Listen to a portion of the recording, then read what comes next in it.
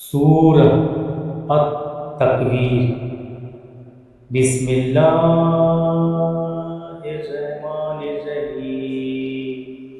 शुरू करता हूँ अल्लाह के नाम से, जो अत्यंत कृपाशील तथा दयावान है। जब सूर्य लपेट दिया जाएगा और जब तारे धूमिल हो जाएंगे, जब पर्वत चलाए जाएंगे और जब 10 महीने की गाभिन ऊँटनियाँ छोड़ दी जाएगी और जब वन पशु एकत्र कर दिए जाएंगे और जब सागर भड़काए जाएंगे, इनमें प्रलय के प्रथम चरण में विश्व में जो उथल पुथल होगी उसको दिखाया गया है कि आकाश, धरती और पर्वत, सागर तथा जीव जंतुओं की क्या दशा होगी। और मोह माया में पड़ा इंसान इसी संसार में अपने प्रियवर धन से कैसा बेपरवाह हो जाएगा। वन पशु भी भय के मारे एकत्र हो जाएंगे और सागरों के जल पलायन से धरती जल थल हो जाएगी। और जब प्राण जोड़ दिए जाएंगे और जब जीवित गाड़ी से प्रश्न किया जाएगा कि वो किस अपराध के कारण वध की गई, तथा जब कर्मपत्र फैला दिए जाएंगे और जब आकाश की खाल उतार दी जाएगी और जब नरक दहकाई जाएगी और जब स्वर्ग समीप लाई जाएगी, तो प्रत्येक प्राणी जान लेगा कि वह क्या लेकर आया है।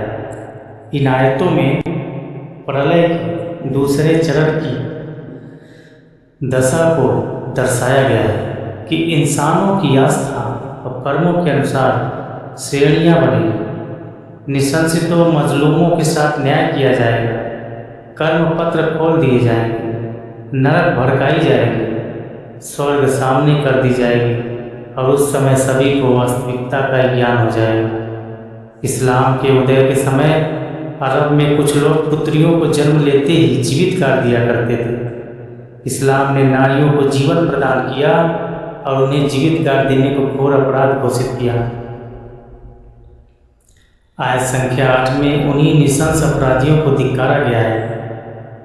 मैं शपथ लेता हूँ उन तारों की जो पीछे हट जाते हैं, जो चलते चलते छुप जाते हैं, और रात की शपथ जब समाप्त होने लगती है तथा भोर की जब उजाला होने लगता है।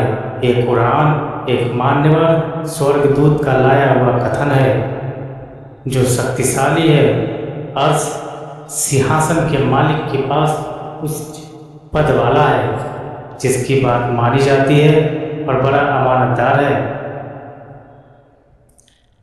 तारों की व्यवस्था, गति तथा अंधेरे के पश्चात नियमित रूप से उजाला की शपथ इस बात की गवाही है कि कुरान ज्योतिष की बकवास नहीं, बल्कि यह इस वाणी है, यह ईश्वर की वाणी है जिसको एक शक्तिशाली तथा सम्मान वाला फरिश्ता लेकर मोहम्मद सल्लल्लाहु अलैहि वसल्लम के पास आया और अमानतदारी से इसे पहुंचाया।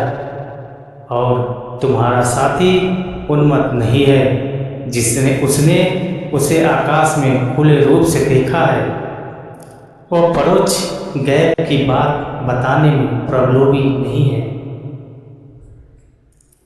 इनमें यह चेतावनी दी गई है कि महाईशदूत मोहम्मद सल्लल्लाहु अलैहि वसल्लम जो सुना रहे हैं और जो फरिश्ता वही लाता है, उन्होंने उसे देखा है।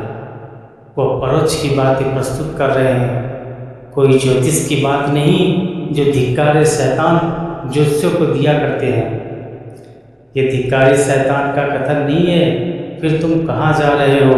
ये संसार वासियों के लिए स्मृति है, तुम में से उसके लिए जो सुधरना चाहता हो, तथा तुम विश्व के पालनहार के चाहे बिना कुछ नहीं कर सकते। इन साक्ष्यों के पश्चात सावधान किया गया है कि कुरान मात्र याद कहानी है। इस विश्व में इसके सत्य होने के सभी लक्षण सबके सामने है। इनका अध्ययन करके स्वयं सत्य की राह अपना लो, अन्यथा अपना ही बिगाड़ोगे।